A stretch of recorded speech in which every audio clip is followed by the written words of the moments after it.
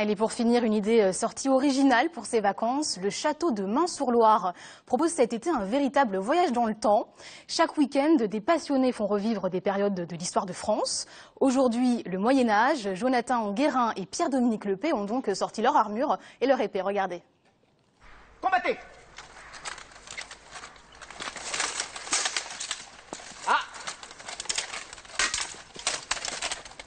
On vient de libérer le château de Main-sur-Loire.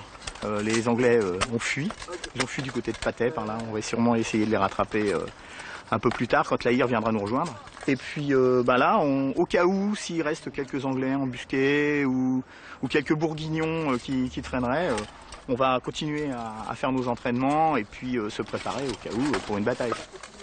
Ils vivent leur passion au plus près. L'espace d'un week-end, cette vingtaine de figurants fait un bond de 6 siècles en arrière. Tous les objets sont scrupuleusement reproduits. Nous sommes en pleine guerre de 100 ans. On tire. Vous avez là le bodkin anglais et le bougeon français. Ce sont les points qui étaient le plus utilisés. Chaque archer partait avec 24 flèches comme ça dans son carquois. Il était évidemment ravitaillé parce que c'était 24 flèches. En 2-3 minutes, c'était fini. En 1429, les arcs rendent bien des services, mais ils seront bientôt détrônés par la poudre à canon. Attention! Bout de feu! Voilà, on vit des choses essentielles. Le premier levé le matin, c'est celui qui va rallumer le feu. Et le deuxième, il va aller chercher de l'eau. Voilà, et on essaie de revivre un peu comme ce que ces gens pouvaient, ces soldats, quand ils partaient à la guerre.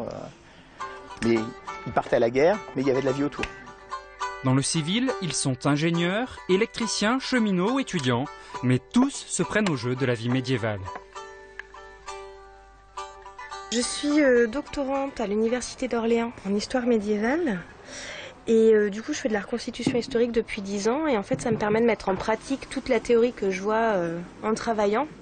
Et je trouve ça assez agréable de le faire partager aux gens.